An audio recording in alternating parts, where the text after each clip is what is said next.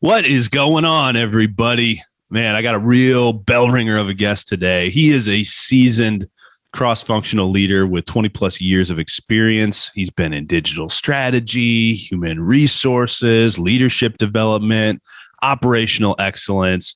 This guy is a well-rounded individual, great leader. He also hosts the Way of the Wolf podcast. Sean Barnes, welcome to GLE, my friend.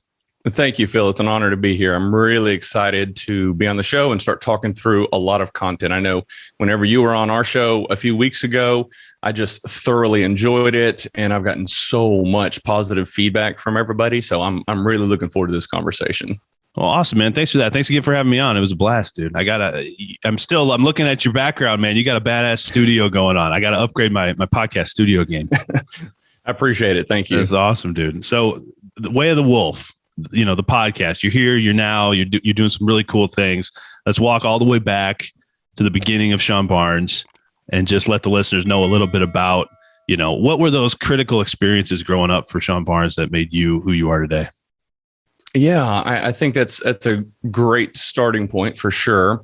And as I think back early in my life, kind of grew up in that low to middle income class and was taught at a very early age that if I wanted something, I was going to have to work for it.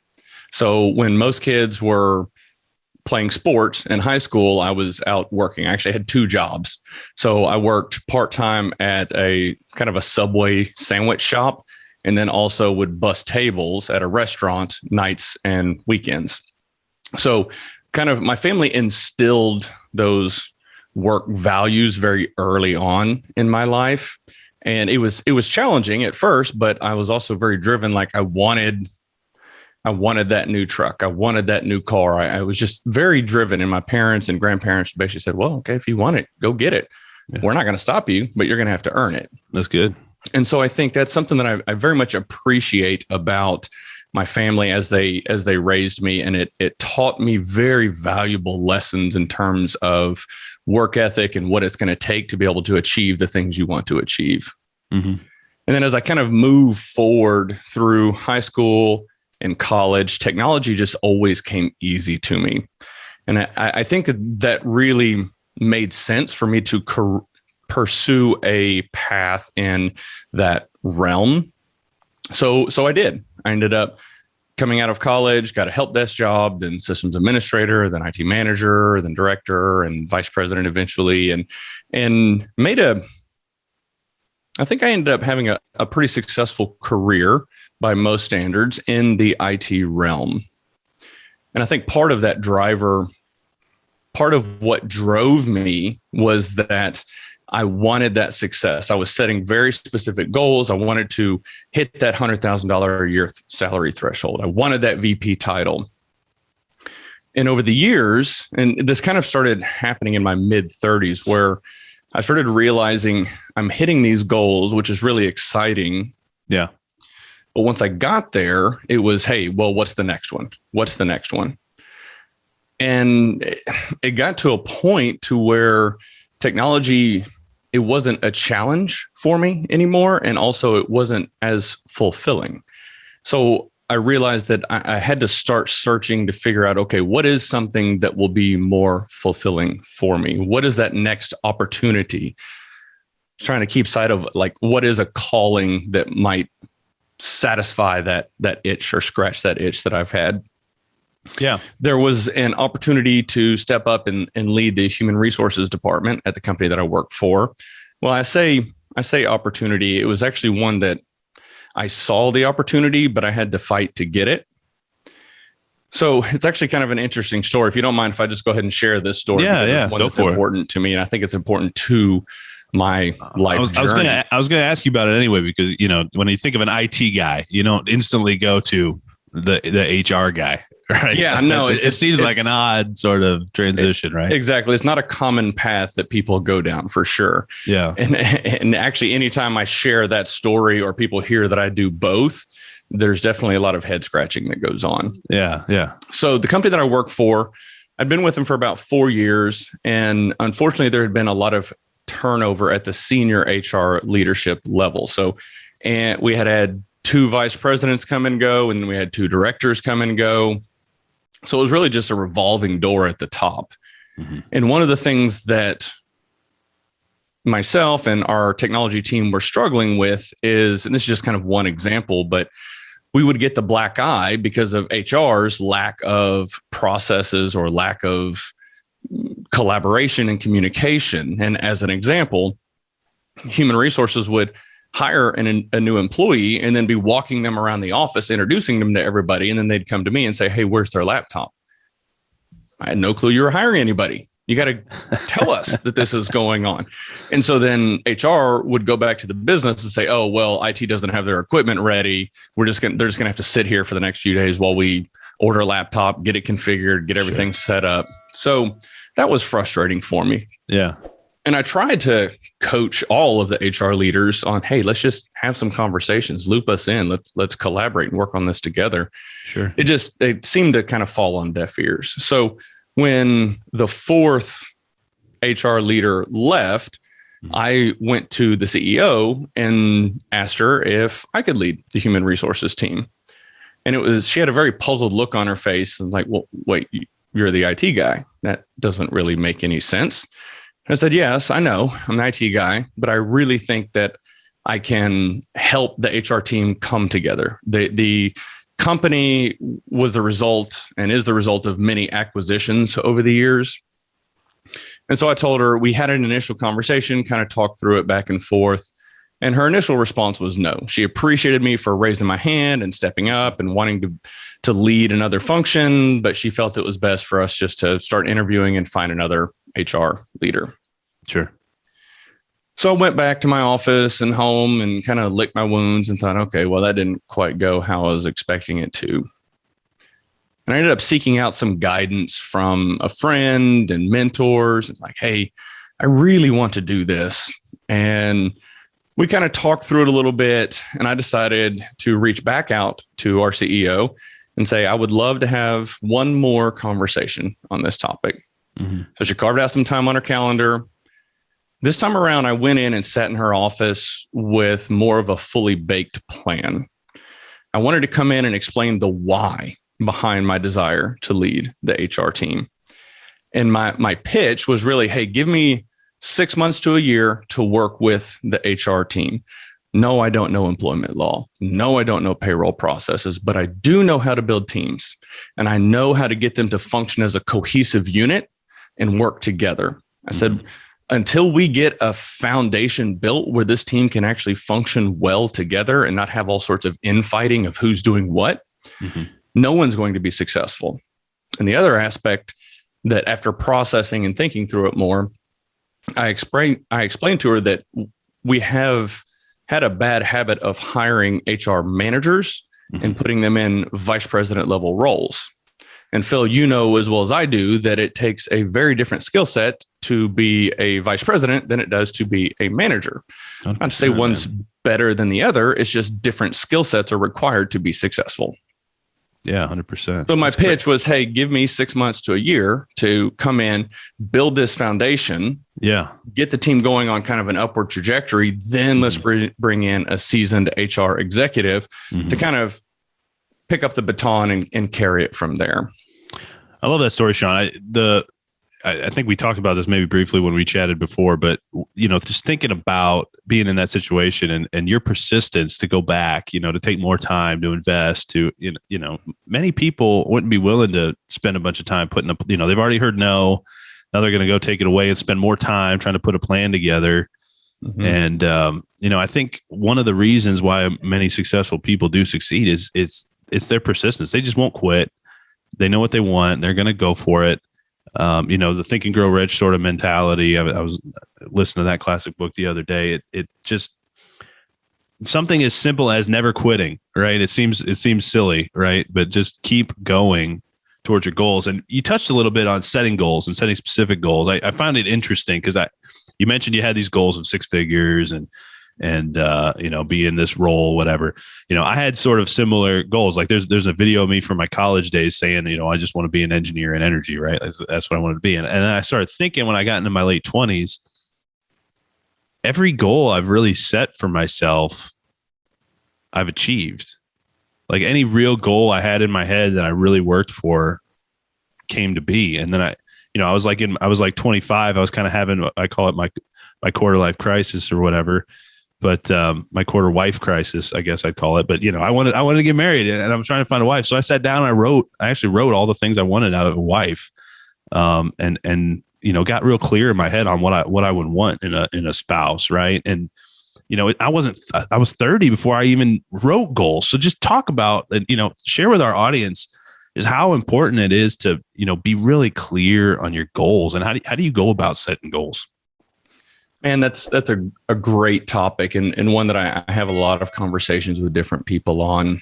And like I mentioned earlier, I found it beneficial to set 5-year goals. Like I wanted to hit this salary by the time I was 30. I wanted the VP title by the time I was 35. And so for me, it gave me a target to shoot for. And one of the things that I think is so important when people start looking at setting goals, a lot of times they need help in trying to figure out the best way to set goals. And also really it comes down to, is that really a goal or is that just a task to accomplish? So I find a tremendous amount of value in some of the people that I coach, just kind of helping them map out those goals. I like to start with a framework of, hey, let's say, where do you want to be in 5 years?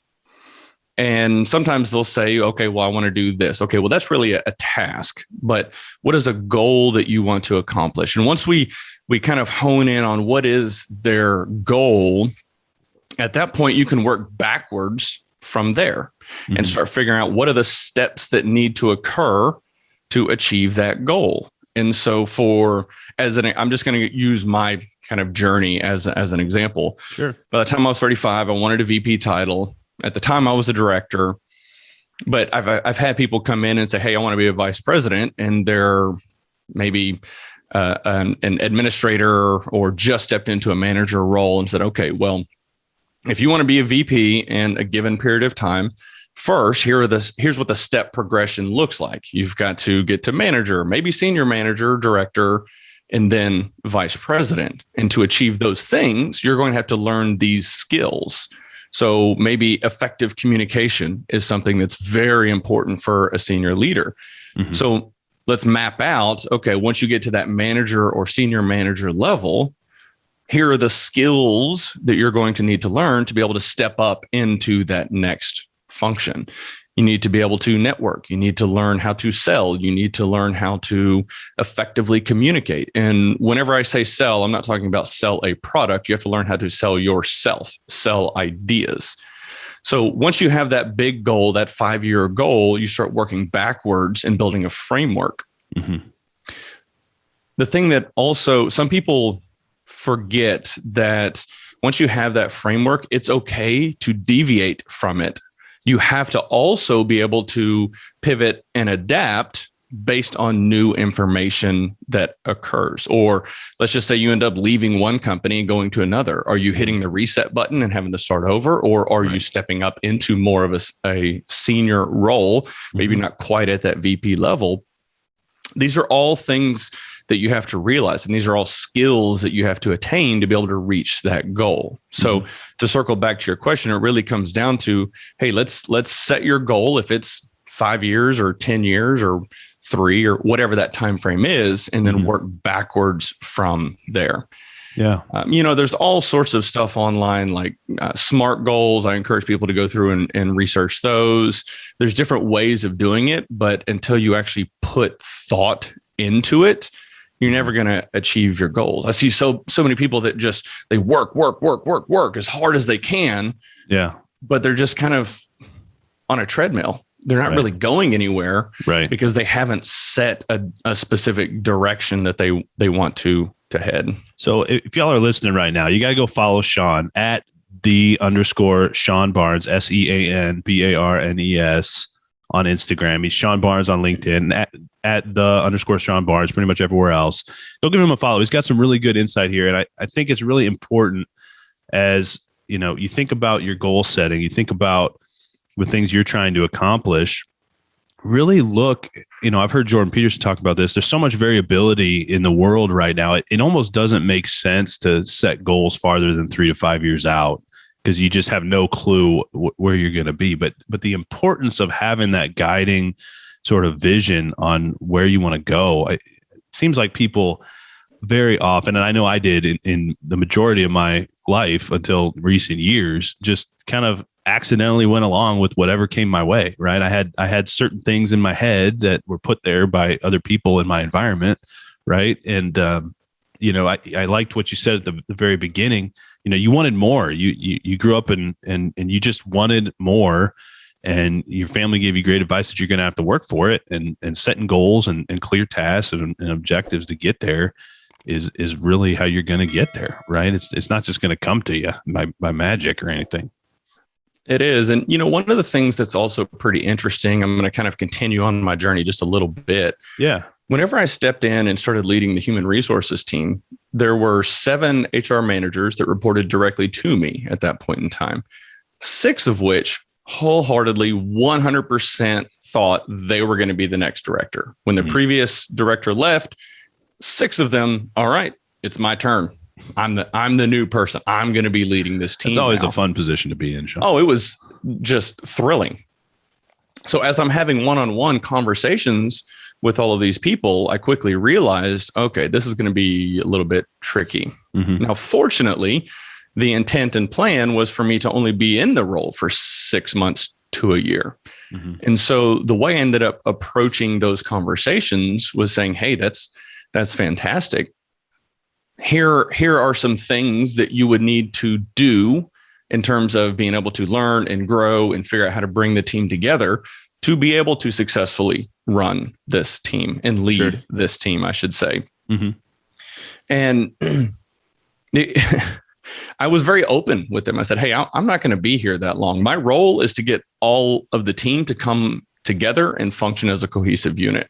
Yeah. So if you want the opportunity to step up and start leading the human resources team, fantastic. Let's work together. Let's figure out how we make this happen. And I'll put you in front of the CEO, let you interview once my time is up. But here are the things that you're going to have to learn. And so fortunately, I had been working with all of these managers for years because we were at the same corporation. And what I found was, Phil, I'm going to be completely transparent. Whenever I approached and wanted this role, it was another notch for me to accumulate in terms of growth in my career. It's like, all right, well, here's another opportunity for me to do this. And as I look back at my goals, salary, VP, now I'm leading another team, they were all very inwardly focused. And the 6 months to a year or so that I worked with the team, yes, it felt like I was drinking from a fire hose, from 7 different fire hoses all over the place. Right. But I went into it with the intent of, hey, I'm going to help Sally learn to grow and be as successful as possible. I'm going to be coaching Sharon. I'm going to be coaching Jason. I'm coaching and helping all of these people be successful because so many of them wanted to lead the team. Right. And I think that was the first true experience of having a concerted effort and focus on building members of the team for me. And I came to find that was so fulfilling. I was so focused on how do I help each of them become successful. And in the end, and I know I've been saying this a lot recently, but all ships rise with the tide. And what ended up happening is the team came together. We restructured the team. For the most part, everybody was excited and happy for their new role. The team was able to better support the corporation. We started getting better feedback from the business leaders and employees, and things started heading in a better direction. And so that's kind of what ignited that passion and fire inside of me around helping others become the best version of themselves. And so what I find interesting about that is kind of in my mid 30s, I kind of had this shift of it can't be about me. It has to be about everyone else on the team. And which was, I actually didn't realize that in that moment, I was just following what was fulfilling for me. But as I've reflected back over the past 5 years, because I'm going to be 40 in 2 days, So, yeah. So as I've reflected back over the past 5 years, I've realized that was the turning point for me.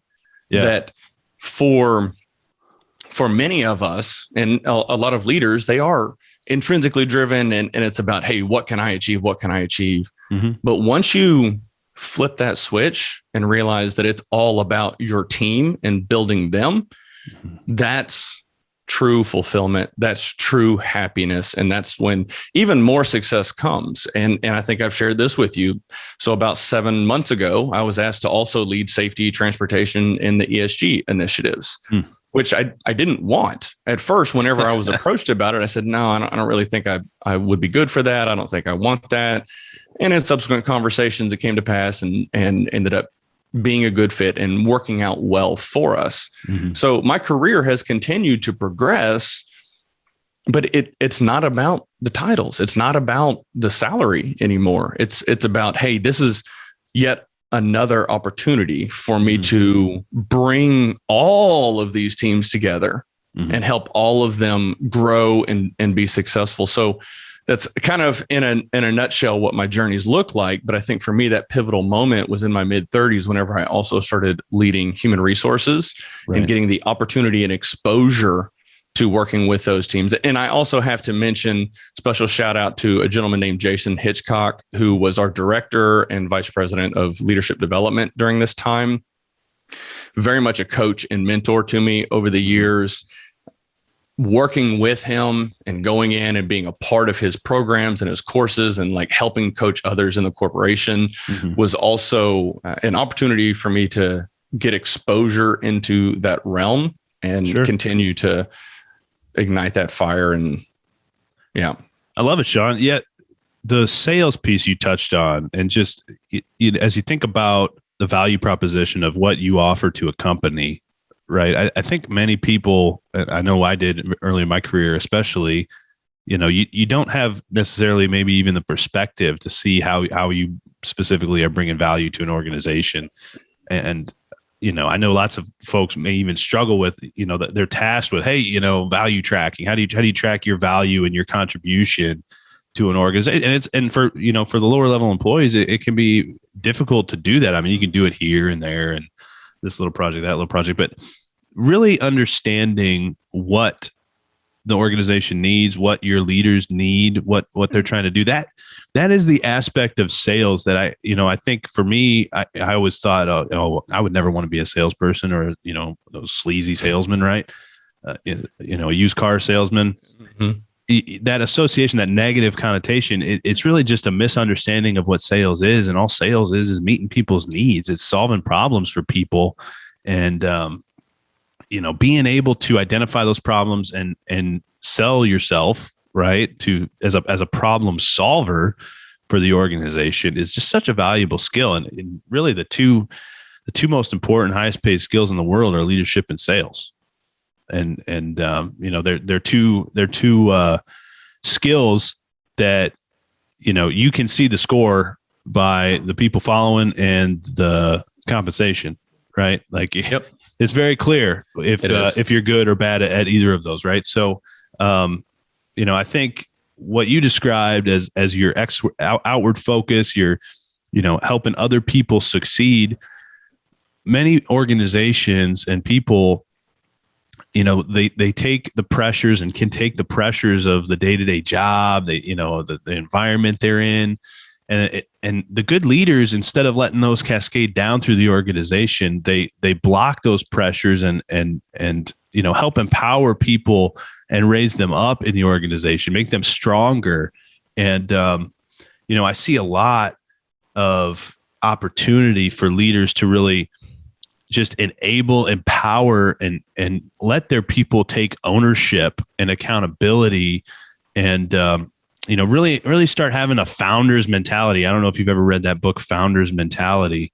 It was one that was introduced to me recently, but, I see a lot of cultural problems start in organizations where maybe they want people to take ownership, but instead of, kind of pulling back and allowing people and enabling people to do that, lots of the actions may actually do the total opposite thing of what the organization might want to happen, right? It almost disempowers people and incentivizes people to not take ownership. And so I don't know, from an HR perspective, do you see that in organizations, and what advice would you give to leaders out there? I do. There's actually quite a bit to unpack there. I had to start taking some notes because some really good topics. And I think this speaks to the importance of leadership development and organizational development in businesses. This is something that's been overlooked, in my opinion, for far too long in many, many different industries. But what you see, and are you familiar with the Peter Principle? Yeah. Okay. So for those of you listening, if you're not, this is the Peter Principle basically talks about how people in an organization have a tendency to get promoted just above their level of competency, and then they stall out and don't really progress any farther and don't really add a lot of value in their organization. And I see this a lot, especially in highly technical roles, engineering, and a lot in IT actually. But let's just say, for an engineer, they have a tendency, or maybe they're the best engineer in the team. So, okay, well, most businesses will say, all right, let's have that person run the engineering team. Well, they may be a horrible communicator, have no clue how to delegate. And this is something that as people progress in their careers, if they're passionate about designing and drawing completion tools, for example, that doesn't mean they're going to be a successful leader of the engineering team. And so what we see is people get promoted just above their level of competency, and organizations by and large don't really spend a considerable amount of time and effort helping people develop those skills or realizing, is this person even in the right role? Mm-hmm. You know, I think it's Simon Sinek that talks about it. Are people on in the right seat on the bus type of a thing? Good to great. And so, yeah, exactly. But so, you know, that's one aspect of what we're talking about. And the other is we start looking at people transitioning from an individual contributor to a leadership role. Again, this kind of falls back into what we were talking about earlier, as far as those being entirely different skill sets. Mm-hmm. You may be an incredible engineer, but leading people you may suck at, quite frankly. So as people step into leadership roles, especially those that have been high performers as an individual contributor for the majority of their life, they struggle with how to quantify the impact they have on the organization. Because in their mind, they're thinking, okay, well, I've designed X number of tools a year, or I've made this many number of revisions, done this many tests, and it's all like what they specifically have done. Mm-hmm. Once you start leading, you become a force multiplier, and your focus has to shift on how can I help John and Joe and Sally become the best versions? How can I get all of them to go from designing one tool a year to 3? Mm-hmm. That's difficult to quantify for many people. And it's also difficult to say, hey, it's not about me anymore, because in their mind, they're like, okay, well, now I'm leading people. I'm not designing tools. Where is the value? Like, I'm not needed anymore. And this is something that I've seen with people that have progressed into manager or senior manager level roles. Like, well, if their go-to is if I'm managing these people, then what am I doing? Right. And my response is, well, you're leading these people. Mm-hmm. That's the nature of your role. And a lot of times they'll also think, well, if we have a downturn, which is very common in oil and gas, I'll be the first to go. Well, not really. You have to help them realize that, okay, you are very good at managing all these applications or designing these tools. So in the unfortunate event of a downturn, you have a number of skills that are very valuable to the corporation. So all of that to be said, when you kind of pull it all together, you have to be able to help leaders as they step up and help them realize the importance of becoming a force multiplier and helping everyone around them. And even so, that can be difficult to quantify, but you feel it. Right. I'm sure that in your corporation and any others that you work with, you can step into a team or into a room and you feel the culture and the strength and the morale within any given team. Sure. And you know this team has strong leadership. Mm-hmm. But how do you put a number on that? Yeah, you can definitely feel it. Mhm. I think everyone would agree with that. I know, as I think about what you just described, I've been rereading Think and Grow Rich by Napoleon Hill, the classic, right? Everybody's familiar with that one. He talks in there about, what is an educated man. I don't know if you're familiar with this story, but there's a story. I think it was Mr. Ford. Someone was trying to, I guess, libel or slander him or whatever, and say he was ignorant, right? Because he didn't know a bunch of stuff, and they had him on the stand, kind of having him answer questions. They were trying to prove that he was ignorant of things, and they're asking him all these silly sort of like school book sort of questions, and he ends up getting frustrated and basically saying, "I've got a row of buttons on my desk that I can push to call anybody who can answer any question in the world to any problem." Right. Like I don't need to clog up my mind with all this information. And one of the things that the points made in that book is that being an educated man is not only just having knowledge, but being able to organize the knowledge in a way that's actually productive.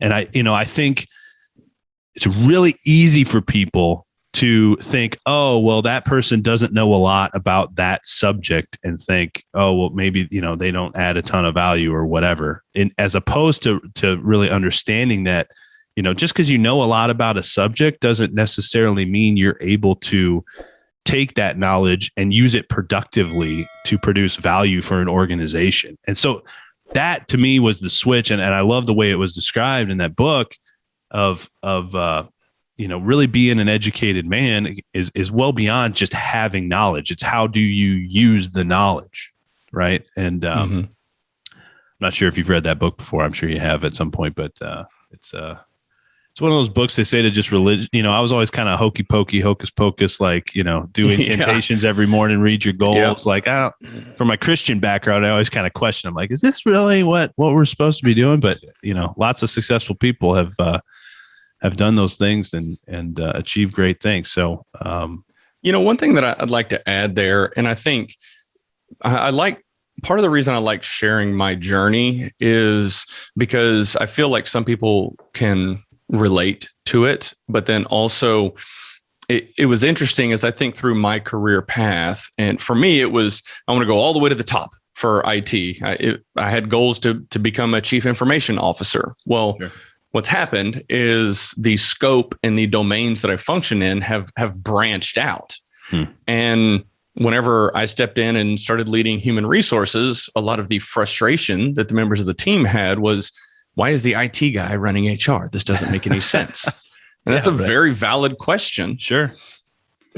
Now, fast forward 4 years later, well, about 6 months ago, I stepped in and started leading safety, transportation, and ESG, like we mentioned earlier. And kind of through the grapevine, I heard comments were being made. Why is the HR guy running safety? For me, that's huge. I've been the IT guy for my entire life and career. To be referred to as the HR guy, I was thrilled. That's a win in my book. Go.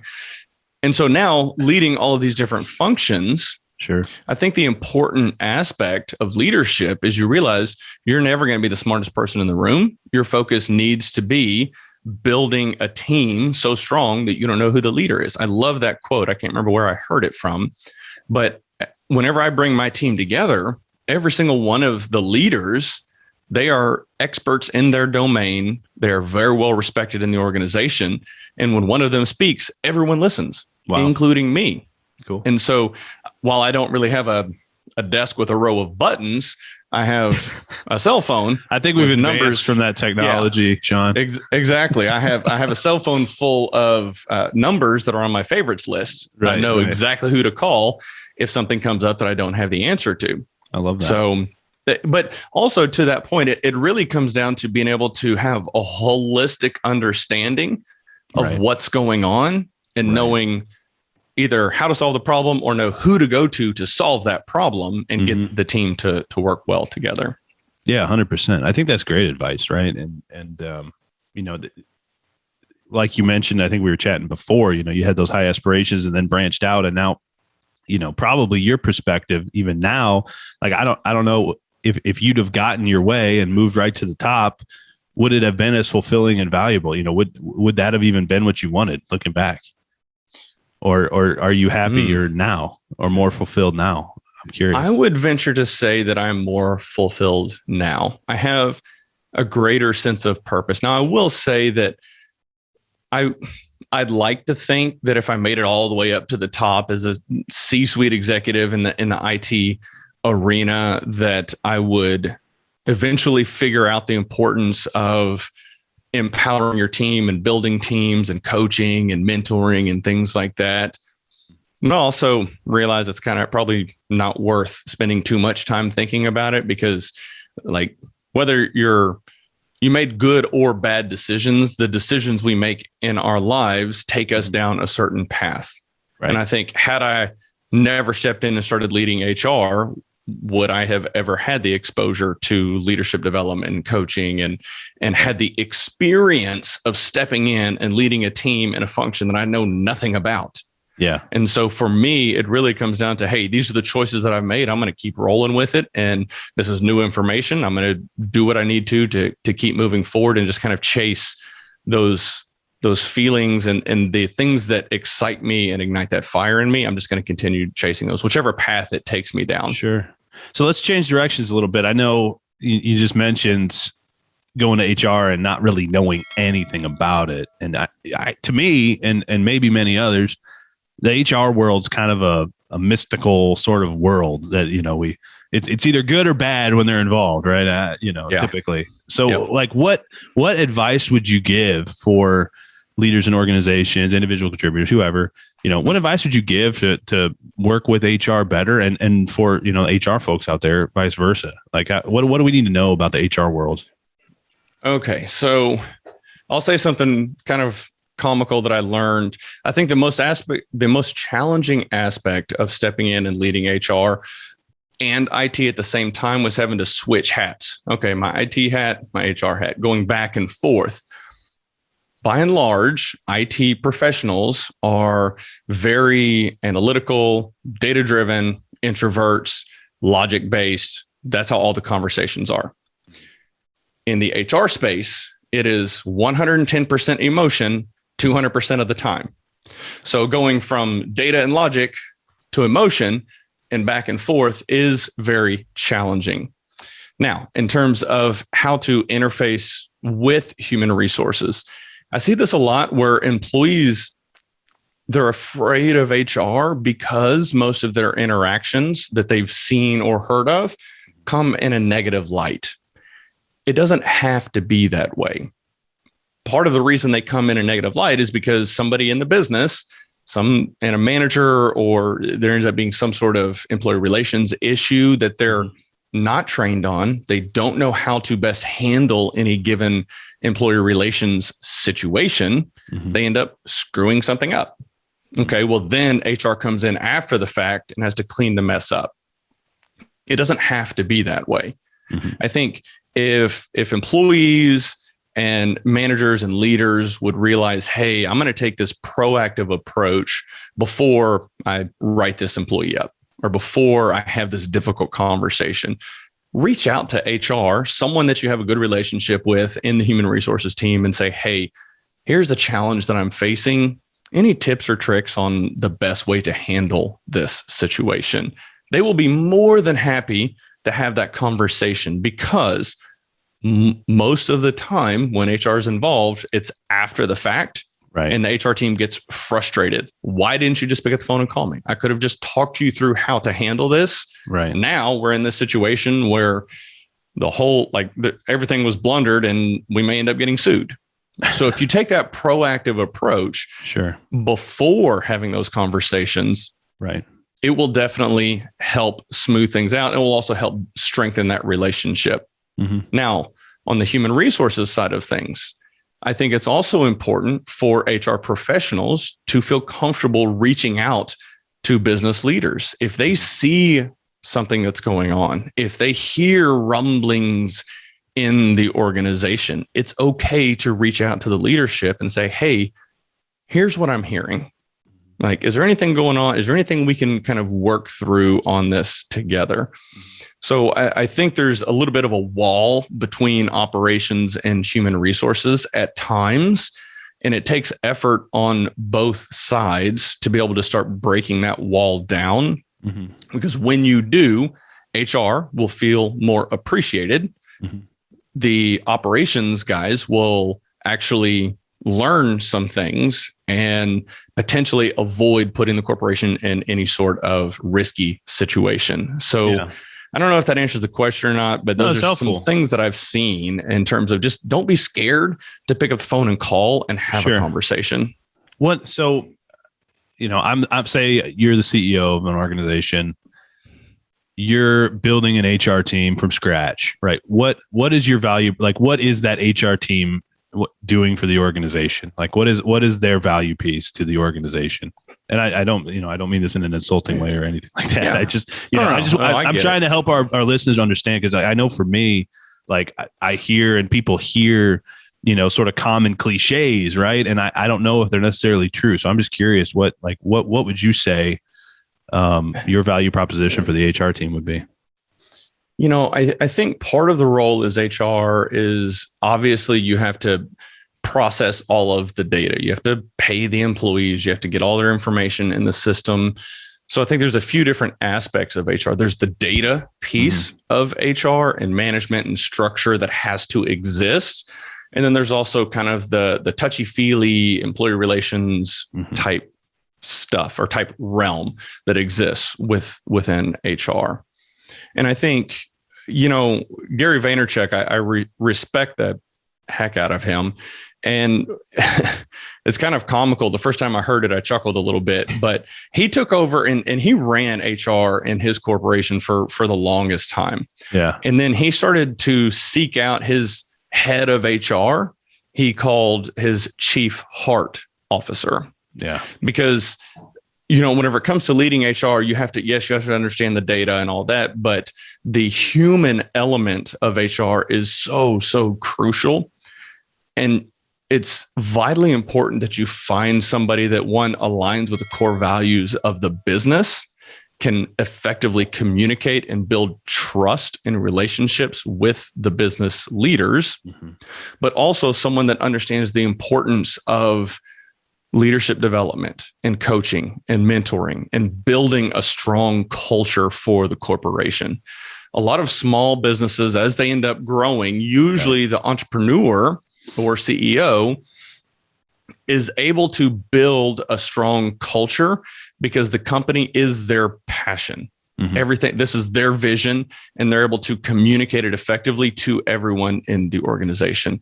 As businesses get larger and larger and larger and become publicly traded, there starts to be a little bit of a disconnect there, just because the very nature of running a corporation with 30,000 employees is much different than running a business with 100 employees. Yeah. So having somebody that can build trust, build relationships, but also stress the importance of that human element, I can't stress enough how crucial that is to finding a strong HR leader for your corporation. Yeah, I love that, man. I think one thing I love the Gary V reference, man. When I first heard about Gary, I had mixed opinions, and I heard about him kind of just as this entrepreneur guy, but he's got a lot of good mindset on how to deal with people. And I've heard his chief heart officer thing. I really like that, but I think what many don't realize or may not realize is how important HR is to the cult and your HR processes and things. They're so important to the culture of the organization.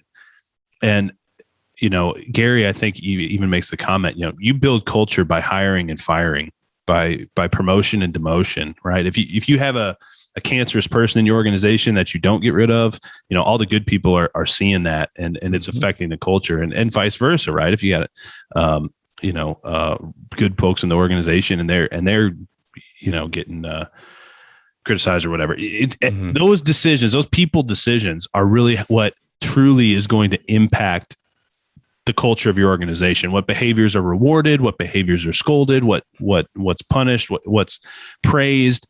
That is how you build culture. And I see that so huge that the HR team can have a huge influence and impact on the culture of an organization. And I feel like leaders maybe just see them as like, oh, I'm just going to consult them or whatever. And the HR people, and there's all these processes and red tape and things. And there's some of that, right? But I just feel like, maybe they're undervalued or maybe sometimes they don't even see how much of an impact they could potentially have.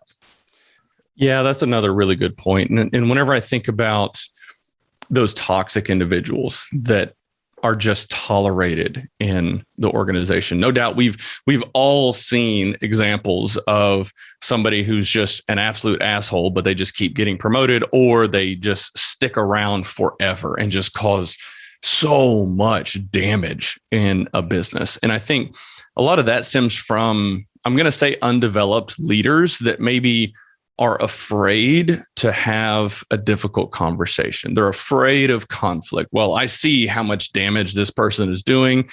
Oh, I don't know how to have that conversation with him, and he's a friend of mine. So they just kind of let it linger and linger. And the damage that's done to the corporation is just, it's ridiculous, because so many will just let it go and go and go and go. And you end up having your high performers that are really carrying the ball 90% of the time get fed up and frustrated and leave. And then usually that toxic individual will say, oh, well, they were bad. They did this. They didn't need to be here. They needed to go anyways. And I think it's very unfortunate, but it speaks to the importance of leadership development and the skills that are required to successfully lead a business. And one of those is the ability to have crucial conversations and address issues, because if you don't, those high performers, they will leave. Especially now. I mean, there's a phrase coined for it, the great resignation. At this point in life, our time, right, it's businesses are struggling with retention of personnel. And that's kind of a macro conversation to talk through, but it is very interesting to watch all of that unfold and then what it's doing in terms of compensation. I mean, it's having quite an interesting effect. I'm curious, just touching on that broadly, like I think the COVID thing, the whole, hey, work from home now overnight, like, hey, everybody was just going about their daily life, doing their daily habits. Everything's just moving along. And then all of a sudden, I feel like it's almost like there was a spell over all of us. And then at some point you break those daily habits, and it like broke this veil. And now it's almost like everyone's just like, what? Wait, why were we going? We can do our work from home, like, and everything still keeps happening. I mean, like, there's definitely benefits to the human interaction. Like, I'd much rather be doing this in person. I'm jealous. Again, I'm jealous of the podcast studio, man. I love doing that in-person podcast, but I just, it was such an interesting sort of cataclysmic change to society where it wasn't like one or two people felt it. I feel like it's like everybody noticed it. Do you have that same sort of feeling? And like, just what are your general thoughts about it? So that's been such an interesting topic, and I have been following it very closely just because I find it fascinating, quite frankly. When we look at what is going on right now, especially, and I know I said the great resignation earlier, what I'm seeing is the power dynamic has shifted from employer to employee. Employees now know I can go somewhere else and do this. I can go make more money. I can go work from home.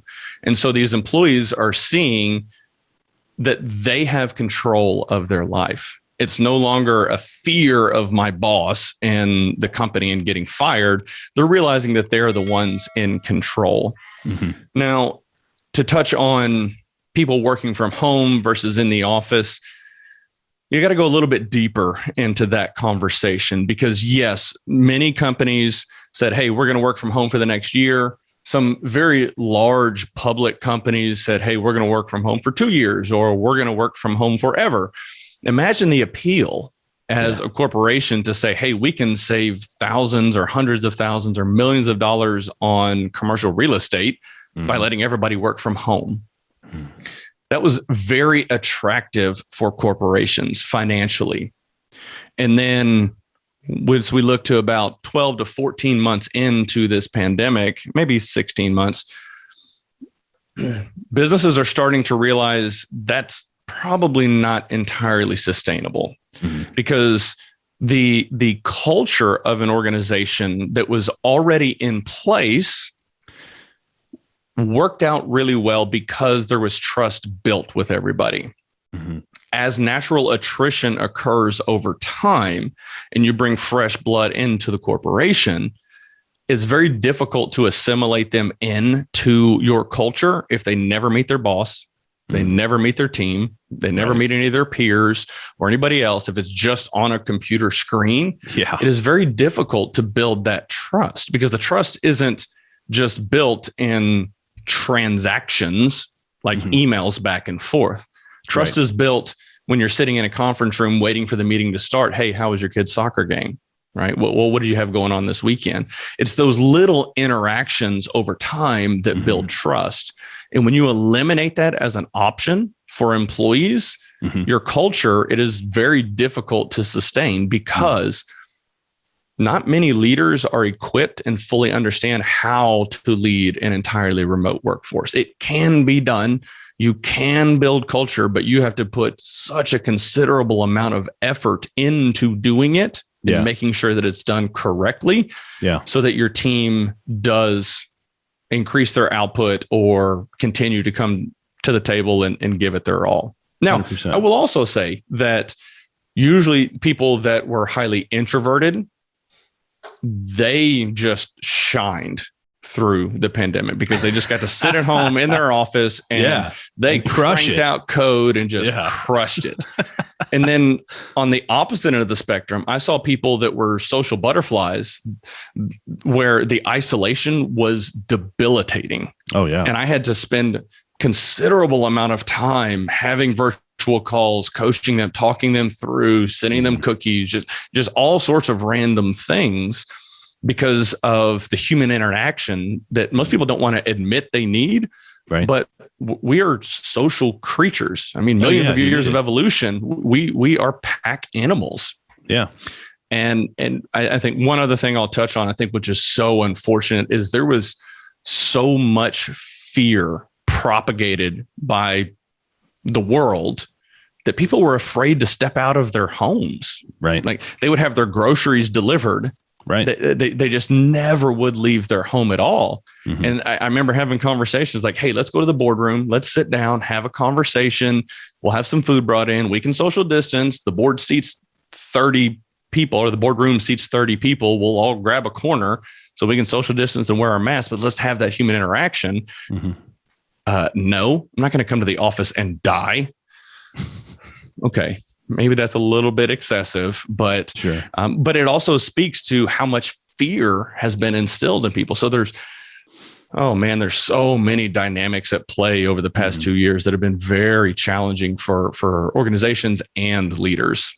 Yeah, the fear dynamic, Sean, is definitely a cancerous one, and I think, I bring the Christian perspective to it, and we don't have a spirit of fear, but a spirit of power and of hope and of a sound mind. And, I just think people, if you really think about meeting together with other people, right? The Bible says, don't refrain from gathering, around God's word together, being around an environment of people, like-minded people that share your values, head in the same direction, have a similar vision it's important, like you said, to the human element, and it stems deeply in faith as well. And so, as we move forward, if you're listening right now and you're still fearful out there, I just want you to know that, you can cling to your faith, and that spirit of fear is not one of the Holy Spirit. It's not a spirit of God. That fearful spirit is just, it's cancerous. It's bad. It can only bring negative things. And, I'm one that just goes about and I've got a great physician and I trust him and I'm going to live my life. I follow the rules, whatever. But, I think people we're at this point in time where we have to do and see things with our own eyes that make sense. Right. And I feel like we've put a lot of trust in our authorities. We've put a lot of trust in different organizations that should have our best interest at heart. And, unless you're hiding under a rock or very, very naive and ignorant, and I mean that with all love and sincerity, these organizations out in the world, if you really think they have your best interest at heart, I think many times you're probably mistaken. And so just keep those things in mind. Don't let yourself become fearful of all these external things going on. You got to know your identity, who you are. And I think, Sean, I don't know about you, but I think there's a silent majority of people out in the world that, they are very frustrated. They're very discouraged. They want to stand up. Maybe they're fearful to really share what they've got on their heart because of potential ramifications of that. But I just want to let them know and maybe give them comfort that I believe that the majority of people out there aren't fearful, and you're just seeing this spell they're casting through the magic TV box and trying to get you to be fearful so you follow the rules and do what they say. I know I kind of went on a rabbit hole there, but no, but I mean, that's such an important aspect of what's going on in the world today. So many people are fearful. And I think if you find yourself in that situation, realize that you are not alone, that there are people that you can reach out to and have conversations that have a different perspective and different mindset. I highly encourage people to find coaches and mentors and things like that, because they're able to come to the table with a different perspective and can kind of help guide people down a better path. And a lot of times it's really just shining a light, because these people have to go down that path on their own. Yeah. Any coach, mentor, guide, any of the good ones, in my opinion, they're not going to give you the answer. All they're going to do is say, hey, here's the flashlight. There's the yellow brick road, but you have to walk it. That's something Brad Lee says all the time. I didn't do it for you.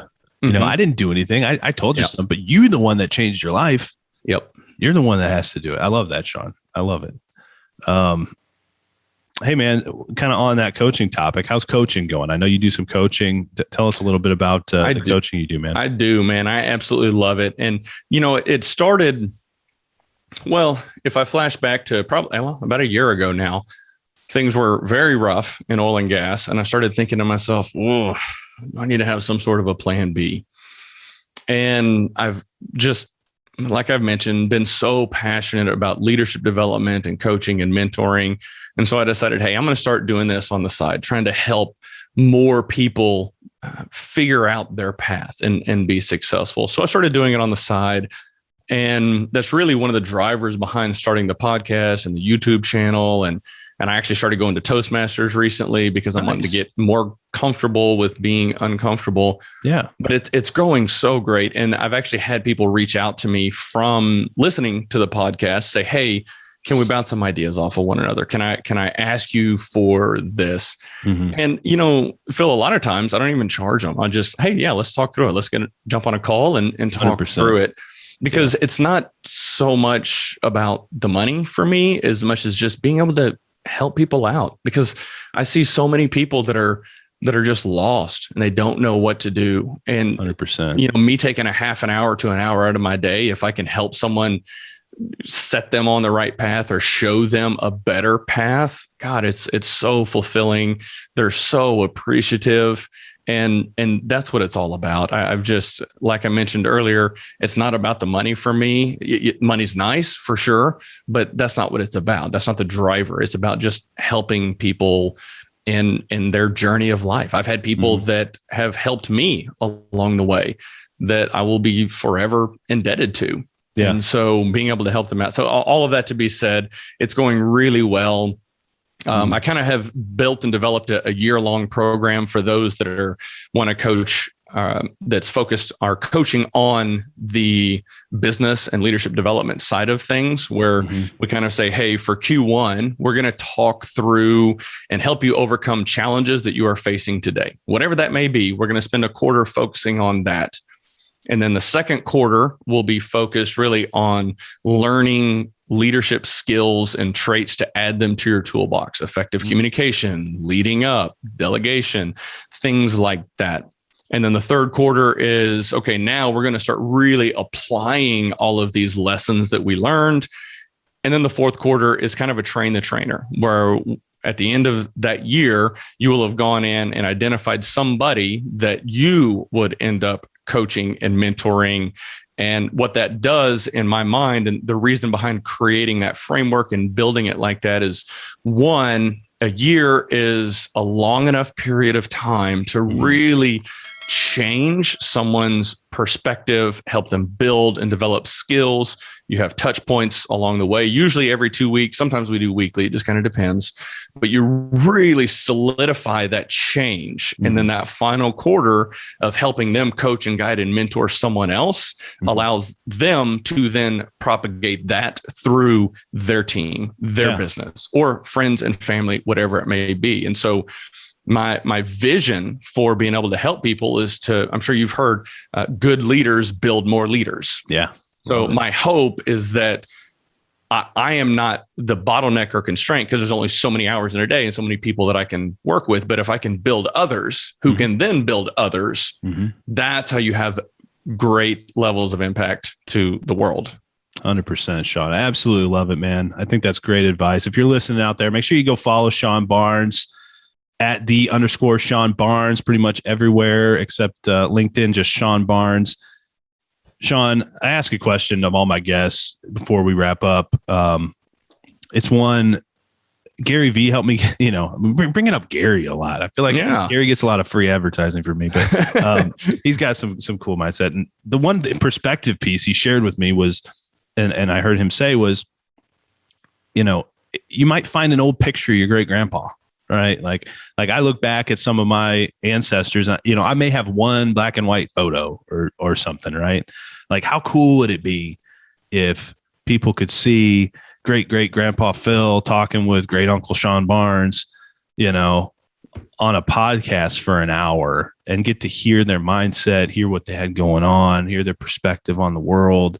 Like, that's so cool. And with that perspective in mind, thinking that, people might see this for generations to come, what's the one thing that you would want to leave them with today?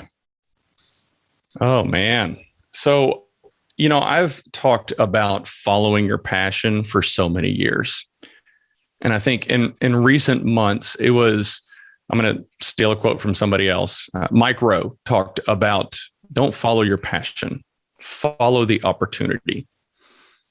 And as I've reflected and thought about that, that is the true path. You follow the opportunity and bring your passion with you, because you may have a passion for underwater basket weaving, which is great. That's fantastic. But it's probably not going to really materialize into anything significant, at least that you can support yourself or your family financially. So I think the big takeaway is follow the opportunity and bring your passion with you. I love that, man. That's dynamite. If I had the Bradley bomb, I would drop it. I need to up my technology, but I love it. Sean, thanks for joining me, man. This has been super fun. Y'all go follow Sean and y'all have a great rest of your day. Go lead everything.